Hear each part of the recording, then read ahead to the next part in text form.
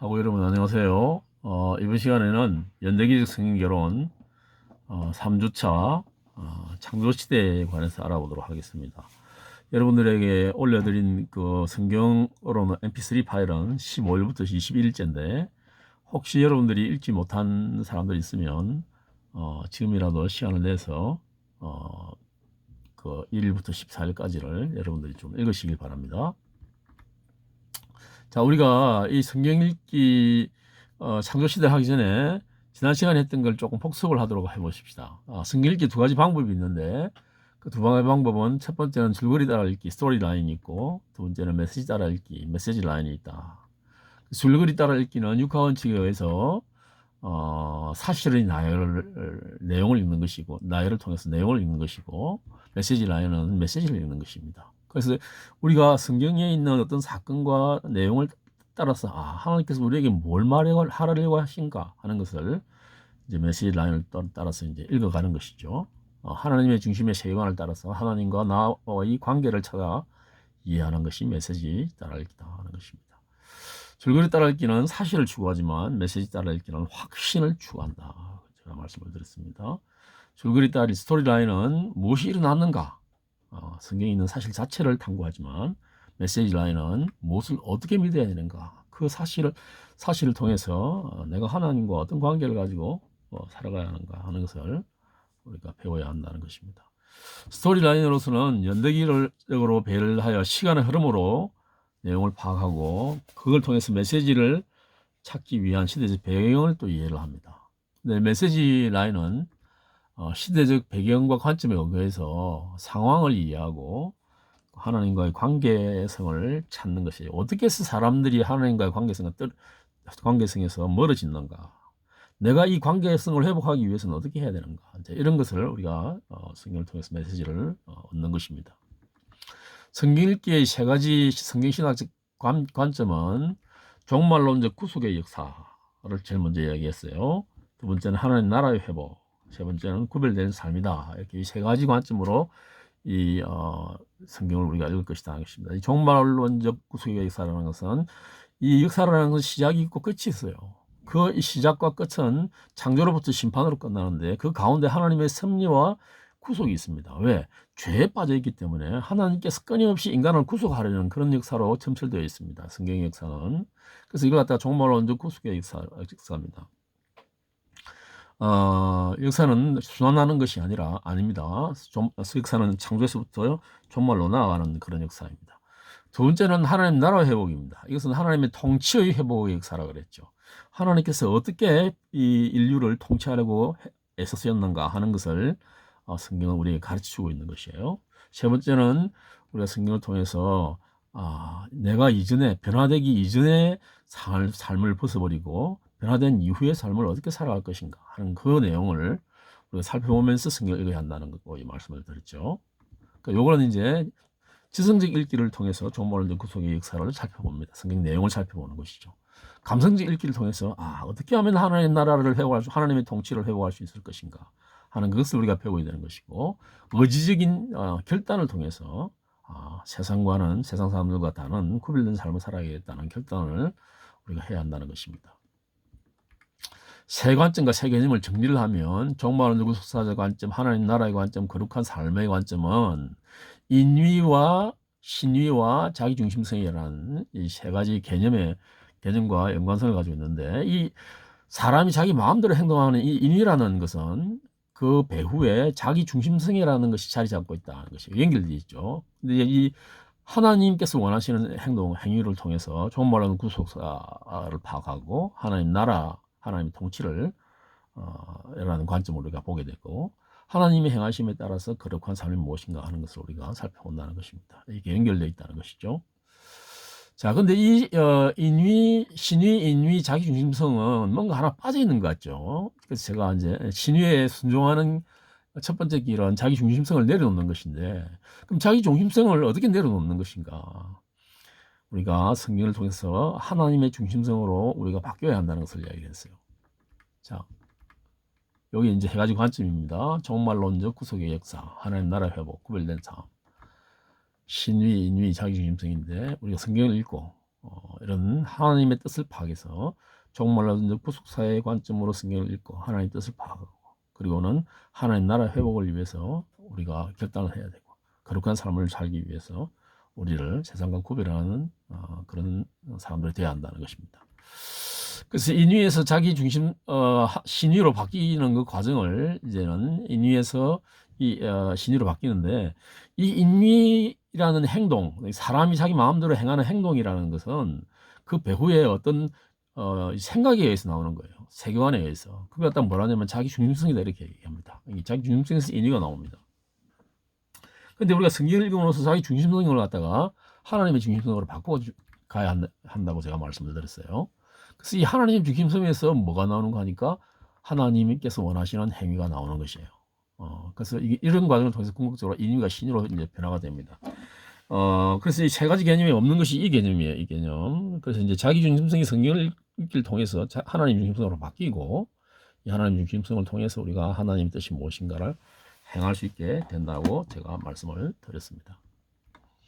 자, 이제 두 번째 그 창조 시대를 보게 될 텐데 신위에 의지하는 것은 어떻게 하면 의지하느냐. 그리고 시대와 진리로 구약을 한눈에 보는 것. 그리고 이제 창조 시대를 이제 살펴볼 텐데 이 창조 시대에 우리를 창조하신 이유가 뭐냐. 에덴에서의 그 가정은 어떤 모습을 하고 있었느냐. 선악과를 따먹고 그 이후에 하나님께서 무슨 말씀을 어떻게 약속을 하셨느냐. 셋을 선택하시고 하나님 나라의 회복 계획이 무엇인가 하는 이런 내용들이 이제 쭉 등장을 합니다.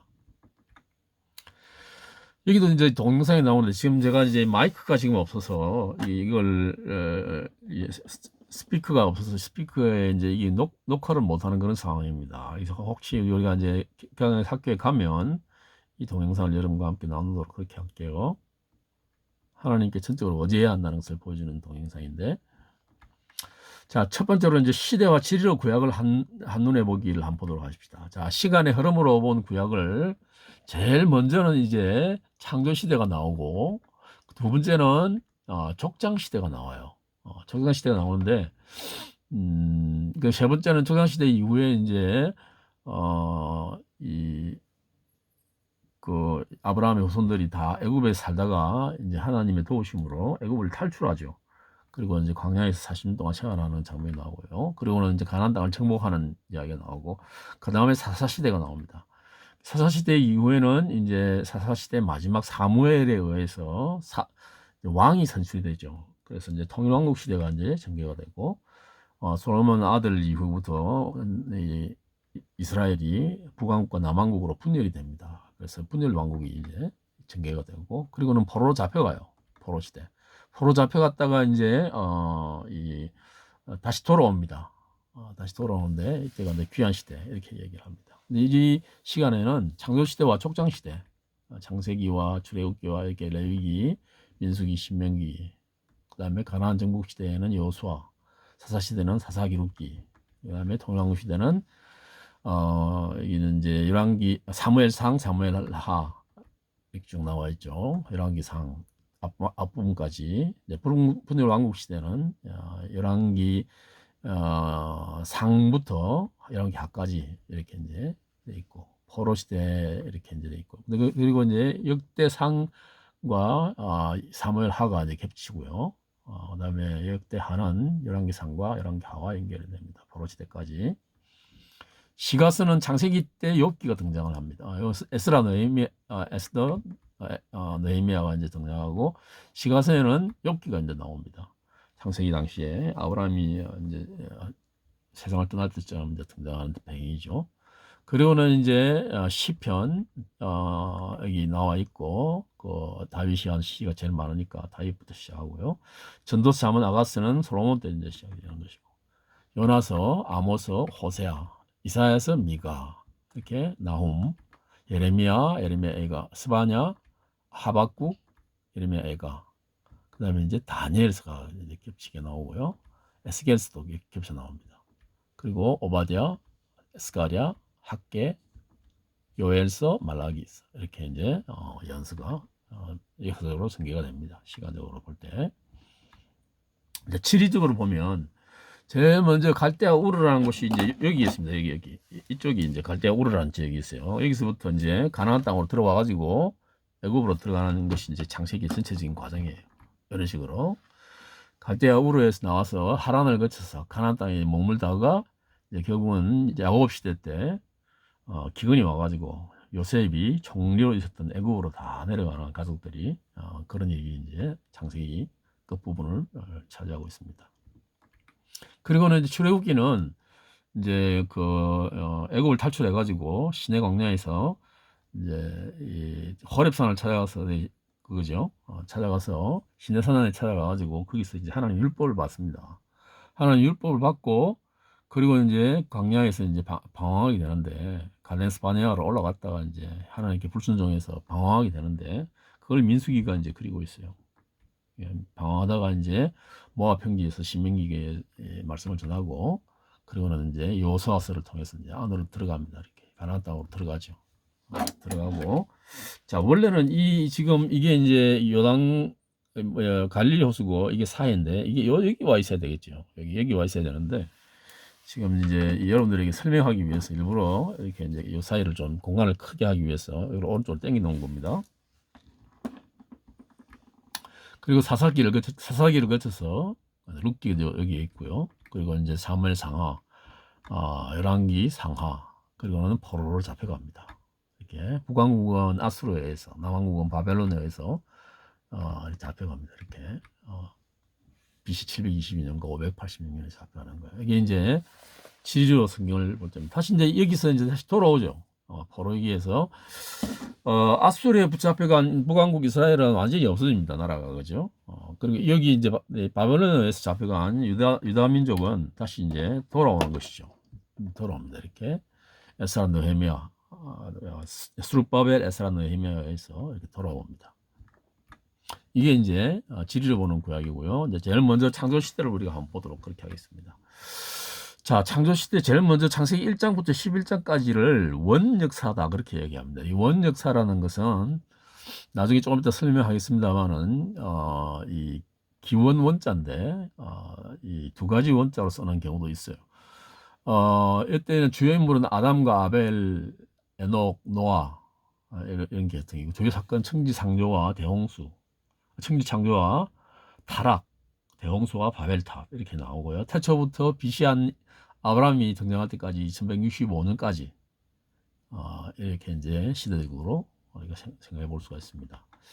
이때 이제 이 원역사라는 이 책에서는 두 명의 사람의 역사 이렇게 이제 아담과 하와의 역사 이렇게 이제 이야기를 합니다만은 사실은 이게 원자 기원할 때 이 원자를 사용합니다. 기원할 때 사용해서 독일어는 우어게슈히테 이렇게 부릅니다. 우어게슈히테. 자, 창세기는 보면 이제 이 원역사 네 개의 주요 사건이 이제 등장하는데 창조, 타락, 홍수, 바벨탑. 그 물리적 천지 창조에 있어서 하나님의 절대 주권, 이 창조입니다.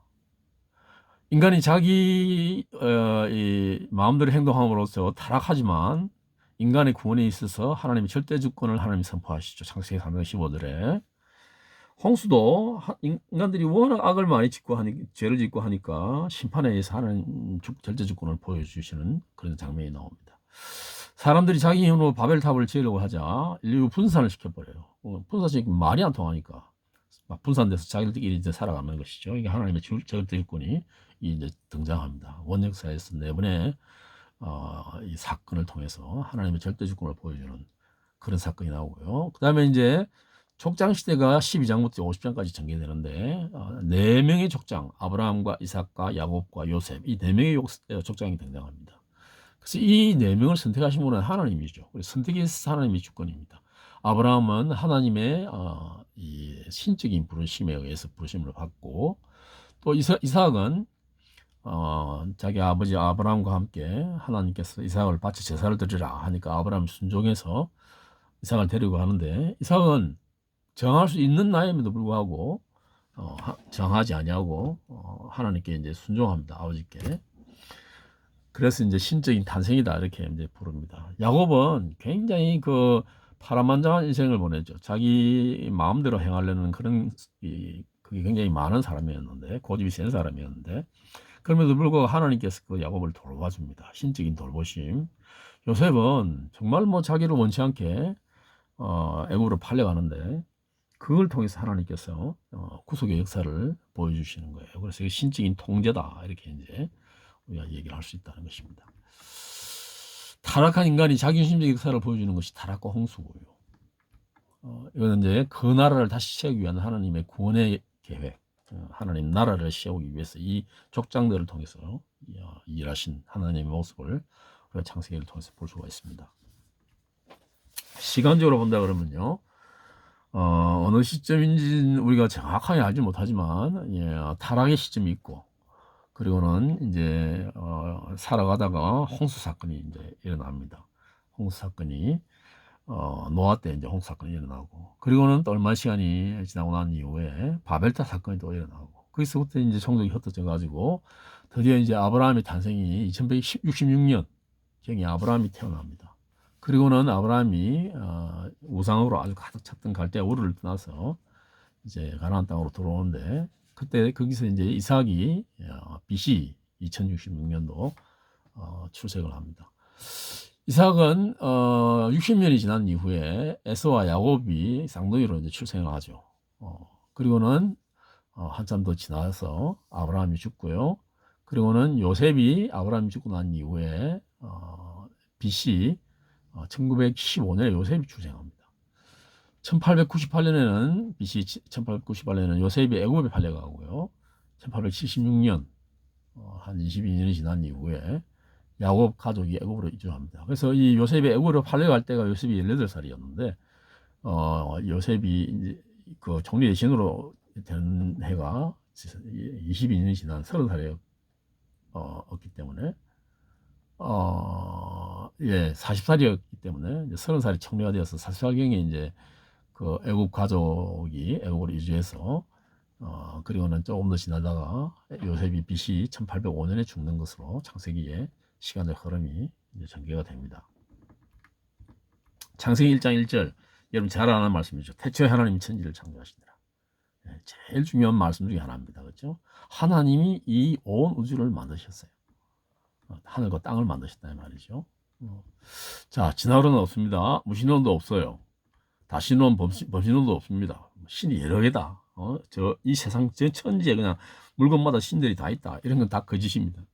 모든 기원은 하나님의 목적으로부터 시작하여, 그리고 그것도 하나님이 내리시는 거예요. 계시록으로 하나님이 역사의 끝도 하나님이 내리신다는 것입니다. 자, 창세기 1장 28절에 보면 이런 말씀이 나와요. 하나님이 그들에게 복을 주시며, 아담이죠. 또 그리고 이제 물론 짐승에게도 복을 주지만 이거는 이제 인간에게 복을 주시는 것이에요. 그들에게 복을 주시며 하나님이 그들에게 이르시되 생육하고 번성하여 땅에 충만하라. 땅을 정복하라. 바다의 물고기와 하늘의 새와 땅에 움직이는 모든 생물을 다스리라 하시니라. 이것이 이제 문화 명령이라고 우리 선교학에서는 굉장히 중요한 명령입니다. 우리가 이제 예수 그리스도의 복음을 전해서 영혼을 변화시키는 것도 중요하고, 또 그들을 양육해서 교회를 세우는 것도 굉장히 중요한데, 궁극적으로는 그 땅이 하나님의 통치를 받는 땅이 되게 하기 위해서는 이런 문화를, 하나님의 문화를 세워야 되는 것이에요. 그래서 창세기 1장 28절 문화명령이라고 하는데, 이 문화명령, 영어로는 cultural mandate라는 것은 이 세상 문화를 하나님의 문화로 만들라는 하나님의 첫 지상 명령입니다. 문화는 하나님의 문화가 되지 않으면 인간의 문화, 다시 말하면 자기 중심성을 주장하는 가인 계열의 문화가 이제 될 수밖에 없어요. 실제로 인간의 문화 역사는 가인의 계열이 주도하는 문화임을 우리가 부인할 수가 없습니다. 대부분 그렇습니다. 오늘날 그리스도인들은 이 점을 깊이 묵상하고 깨달아 변화를 받아야 됩니다. 그래서 이 땅의 문화를 그리스도의 문화로 변혁함으로써 하나님 나라를 이루는 데 순종하고 헌신하도록 우리가 해야 한다는 것입니다. 자, 이게 이제 그 창세기 3개예요. 여러분들이 이제 제일 왼쪽 아래에 여기 지구본이 보이죠. 지구본. 지구본 중에서 여기 빨갛게 칠한 이 부분을 이 부분이 이제 어딘가 하니까 확대하면 요 그림이 요 지도가 되는 거예요. 요 지도 안에서도 요 부분을 확대하면 여기 나와 있는 요 사각형이 이렇게 되는 것입니다. 자, 그래서 여기 이제 갈대아 우르라는 곳이 여기 있죠. 여기서부터 이제 이쪽으로 갑니다. 이 하란이라는 곳이 있죠. 하란이라는 곳으로 따라갑니다. 이게 이제 강이 유프라테스 강이 이쪽으로 되어 있기 때문에 이쪽으로 올라가기가 쉽죠. 여기서 이제 머물고 데라가 여기서 죽고 난 이후에 이제 자기 조카 롯을 데리고 가나안 땅으로 아브라함이 들어간 것이에요. 여기 보면 제일 처음에 이제 세겜에 머물렀다가 헤브론을 거쳐서 이렇게 베르셰바로 내려가는 이런 이제 모습이 창세기에 이제 등장합니다. 여기 참고로 보시면 이쪽 지역 메대와 엘람 이쪽 지역은 옛날에 이제 이름이었는데 이제는 페르시아 지역이에요. 아브라함이 살았던 갈대아 우르 이쪽에는 뭔고 하니까 이라크 지역이에요. 바벨론 이쪽 지역이 이라크 지역입니다. 그다음에 다메섹이 있는 이쪽 지역이 시리아 지역이에요. 시리아. 여기는 이제 이스라엘과 지금 팔레스타인이 살고 있고 여기는 에우벨이 되는 이쪽이 이제 이집트입니다. 이쪽이 룻, 두발, 메섹 이쪽이 이제 터키 지방이죠. 아라랏 산이라고 여기 있죠. 이 산에 이제 노아의 방주가 여기에 이제 걸리게 되고 우리가 잘 아는 요나가 가서 하나님이 심판을 외쳤던 아수르의 수도가 이 니느웨라는 곳이에요. 니느웨. 근데 이제 아수르라는 지명도 여기 있죠. 그러니까 아수르 수도가 옛날에 대제국을 만들었을 때 여기 니느웨였다 하는 것을 우리가 알 수가 있습니다. 큰 강으로는 이 위에는 티그리스 강, 밑에는 유브라데스 강 이렇게 이제 형성이 되어 있습니다. 그래서 여기서 굉장히 이제 고대의 찬란한 문화가 이제 꼽히는 그런 지역이다 하는 것을 알 수가 있습니다. 자, 여기 이제 여호와 하나님이 에덴 동산을 만드셨다는 그 내용이 쭉 나와 있습니다. 그래서 이 에덴 동산이 이제 정확하게는 몰라요. 어떤 사람은 여기 있다고 얘기하기도 하고, 어떤 사람은 여기 있다고 얘기도 하기도 하는데, 우주에서 이제 이 관찰한 바에 의하면 여기에 뭔가가 있다는 내강이 발언하는 뭔가가 있다는 것을 발견했다는 사람도 있어요.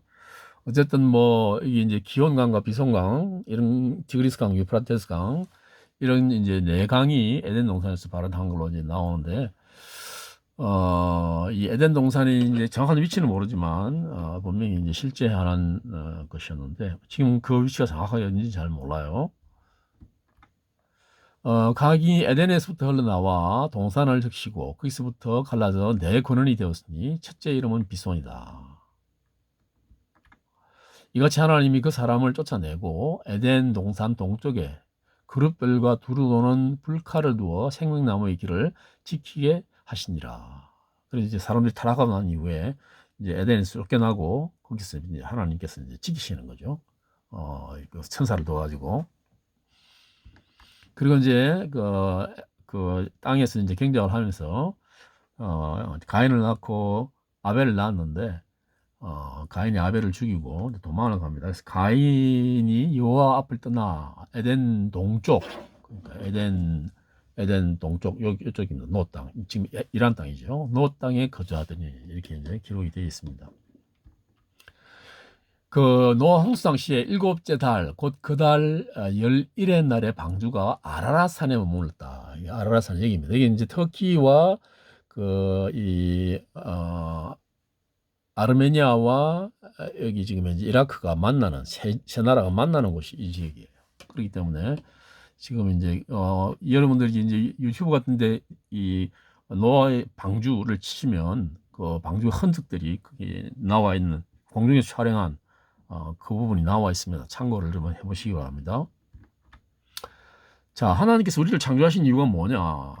창세기 1장 26절 28절까지 금방 말씀드렸죠. 하나님이 이르시되 우리의 형상을 따라 우리의 모양대로 우리가 사람을 만들고 그들로 바다의 물고기와 공중 하늘의 새와 가축과 온 땅과 땅에 있는 모든 것을 다스리게 하자 하시고 하나님이 자기 형상 곧 하나님의 형상대로 사람을 창조하시되 남자와 여자를 창조하시고 하나님이 그들에게 복을 주시며 그들에게 이르시되 생육하고 번성하여 땅에 충만하라 땅을 정복하라 바다의 물고기와 하늘의 새와 땅에 움직이는 모든 생물을 다스리라 그렇게 말씀하셨습니다.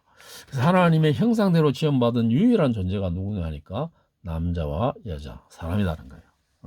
남자만 하나님의 형상이 아닙니다. 여자도 하나님의 형상을 담고 있습니다. 분명히 그죠? 그리고는 이제 먼저 아담을 먼저 만들었죠. 그리고는 이제 하나님 보시니까 사람이 혼자 사는 게 좋지 아니하니 내가 그를 위해 돕는 배필을 지으리라 하시고는 흙으로 각종 들짐승과 공중의 새를 지으시고 아담이 무엇이라고 부르냐 보려고 그 아담에게로 데리고 옵니다. 그 동물을 갖다가. 그러니까 아담이 각 생물을 부르는 것이 곧 그 이름이 되었더라. 아담이 모든 가축과 공중의 새와 들의 모든 짐승에 이름을 주니라. 이름을 부여했어요. 참 중요하죠. 이게 무슨 말입니까? 이런 가축과 공중의 새와 들의 모든 짐승은 인류에게 하나님께서 위탁해 주셨다는 거예요. 이게 아담이 이 모든 가축과 새와 짐승의 이름을 다 기억하고 있을 거 보면 아담은 머리가 대단히 좋았다는 것을 우리가 알 수가 있어요.